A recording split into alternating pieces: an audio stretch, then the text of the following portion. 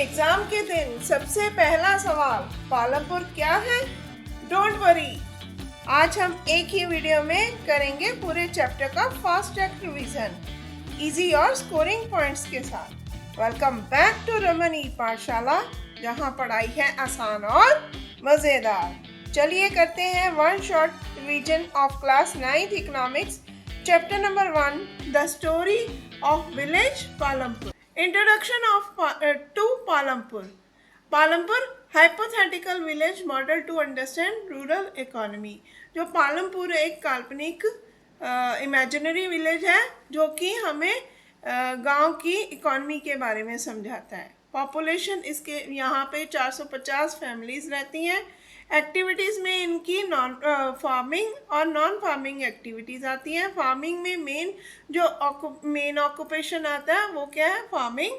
और non farming activity में जैसे dairy, shopkeeping, transport, small scale manufacturing आती है। Village has electricity, irrigation, schools and health centres. अब गांव में इलेक्ट्रिसिटी, बिजली भी है, इरिगेशन भी है, सिंचाई के साधन, स्कूल और हेल्थ सेंटर भी है। अगला पॉइंट, ऑर्गेनाइजेशन ऑफ प्रोडक्शन। अब ऑर्गेनाइजेशन ऑफ प्रोडक्शन में आएगा फैक्टर्स ऑफ प्रोडक्शन, जैसे लैंड एक नेचुरल रिसोर्स है जो कि लिमिटेड सप्लाई के साथ है। लेबर में पीपल वर्किंग ऑन फार्म, लोग खेतों में काम करते हैं और प्रोडक्शन करते हैं। फिजिकल कैपिटल में tools, machines, building, raw material. और ह्यूमन कैपिटल में क्या आएगा? Knowledge and skill of people.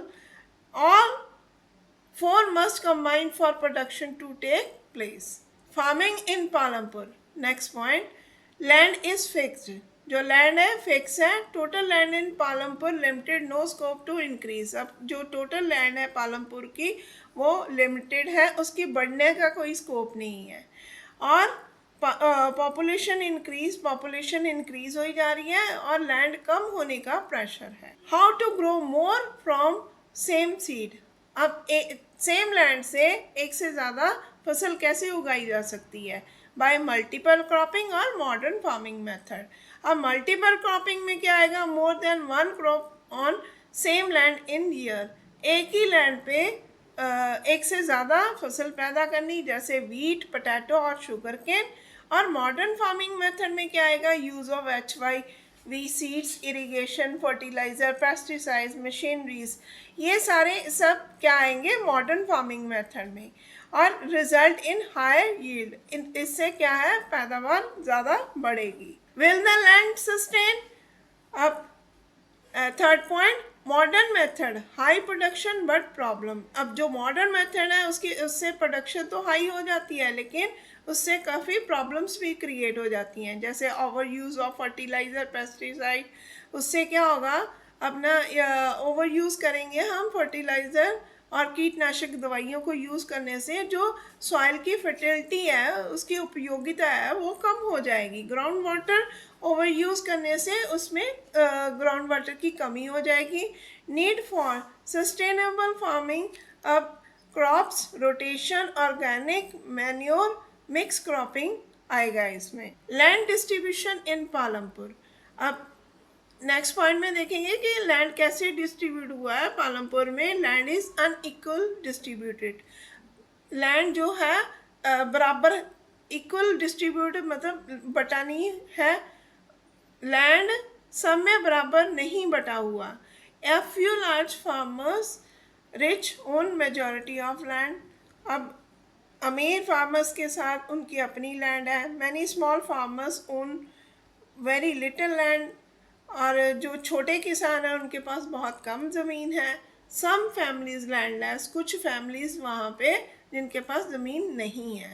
Poor farmer depend on rich farmer और मनी लैंडर। जो गरीब किसान हैं वो डिपेंड करते हैं फार्मर्स, किसान, बड़े किसानों के ऊपर, और मनी लैंडर्स जो उधार देने वाले, पैसा उधार देने वाले लोग हैं, उनके ऊपर डिपेंडेंट हो जाते हैं। Labour in Palampur.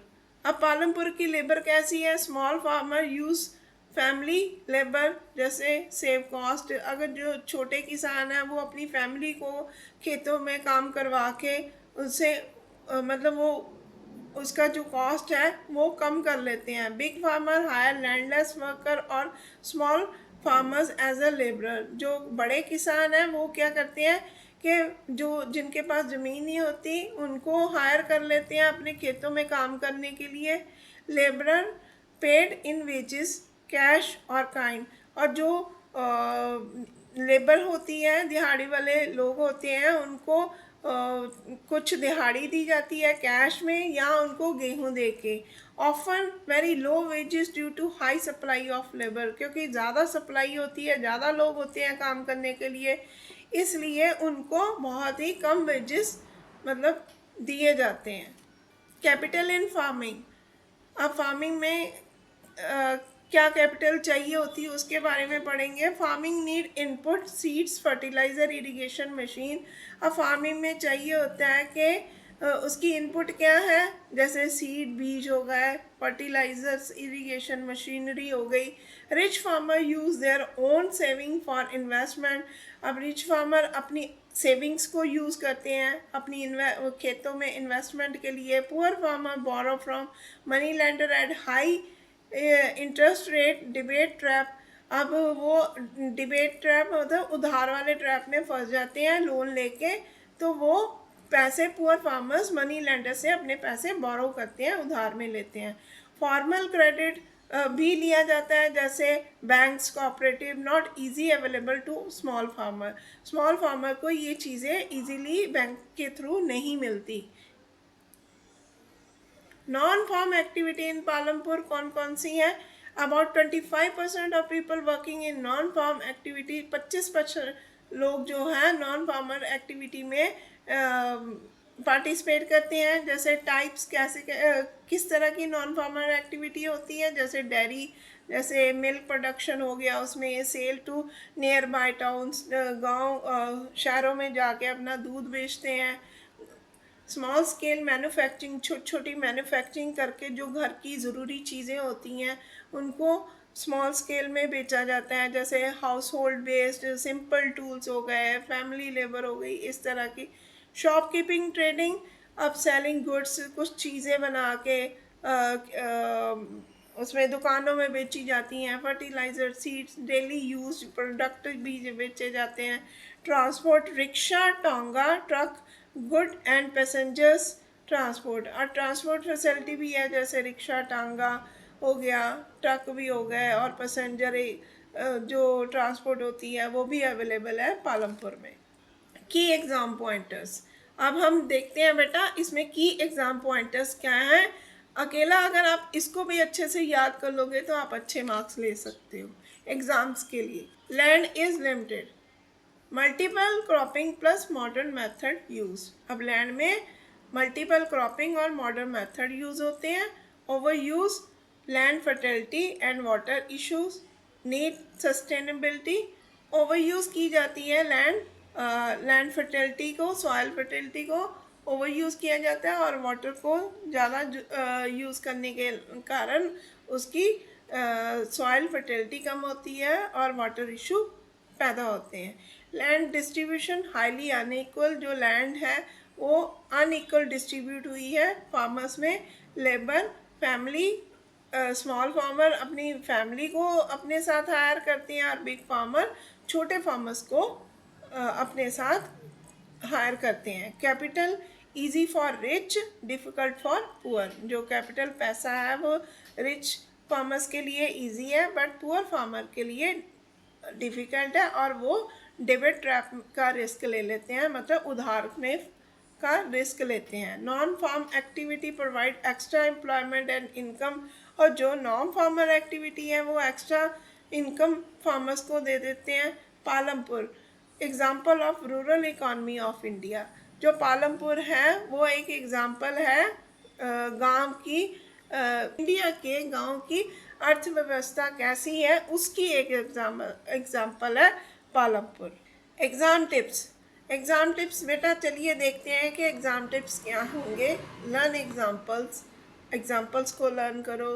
Crops activities को देखो कैसे हैं। रिवाइज करो की terms, multiple cropping, HYV seeds, sustainable farming क्या है, फिजिकल कैपिटल क्या है, इन सब चीज़ों को रिवाइज करो। टर्म्स के थ्रू। फोकस ऑन डिफरेंसेस, आप उस पर भी फोकस करो। जैसे इसमें भी क्वेश्चन आ सकते हैं कि स्मॉल और बिग फार्मर, उनकी पैदावार कैसी है, किस तरह की उनके पास लैंड है, क्या क्या वो यूज़ करते हैं अपनी लैंड के ऊपर, और उनकी वर्किंग कैपिटल क्या है, वो लेबर कैसी यूज़ करते हैं अपनी लैंड पे। फार्म्स एंड नॉन एक्टिविटी को भी आप अच्छे से रिवाइज करो। अगर आपको यह वीडियो अच्छा लगा तो लाइक करिए और अपनी क्लास 9th को के फ्रेंड्स के साथ इस वीडियो को शेयर करना ना भूलें और सब्सक्राइब का बटन दबाकर जुड़े रहिए रमनी पाठशाला के साथ। लाइक, शेयर, सब्सक्राइब रमनी पाठशाला। Thank you.